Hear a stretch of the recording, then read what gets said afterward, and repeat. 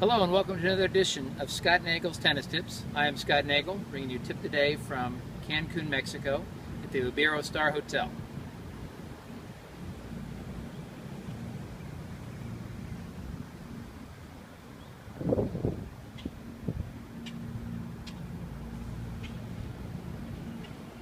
Today's tennis tip will be covering the net in doubles by dividing the court into 3 separate zones. Let's have a look at those zones now.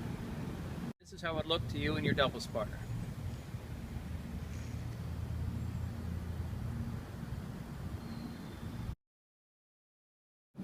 Covering the court in doubles can be very difficult for a team at the net.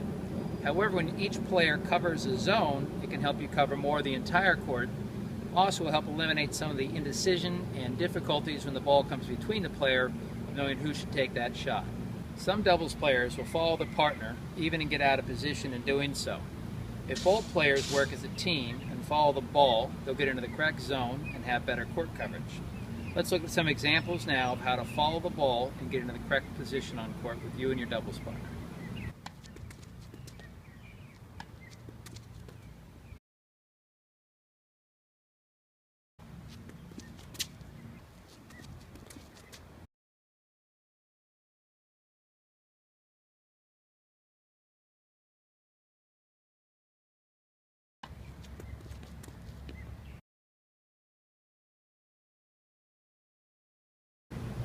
By shifting to the proper zone, in this case the left zone, I can cover both low volleys and balls hit behind me as a high volley.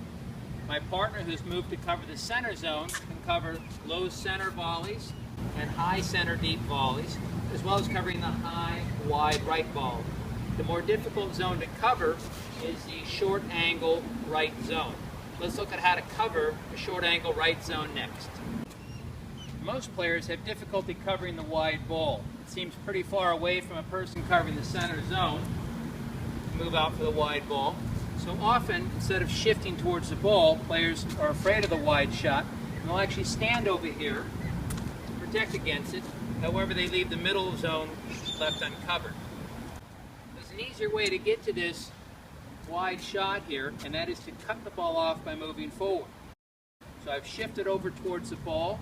As the ball is angled outwards towards the wide corner there on the right side, I'm going to move forward, cut the ball off diagonally. It's a shorter path than if I were to move straight across. That is how we cover the wide angle shot from our opponents.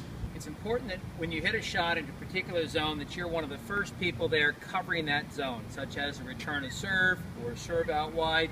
You want to begin the shift almost before anyone else on the court does, since you know where you've hit the ball.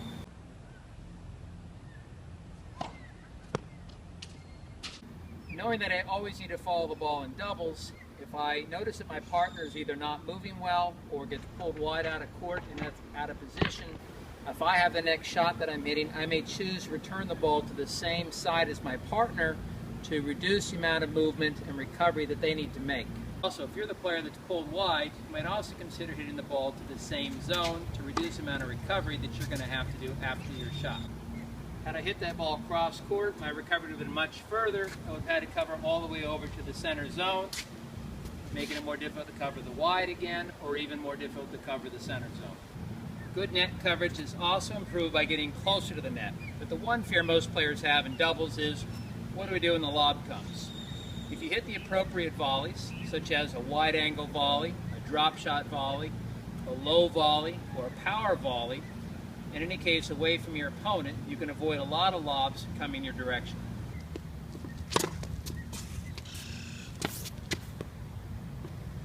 Both volleys I just demonstrated are examples of shots hit away from your opponent into the open court, and will be very difficult for them to lob.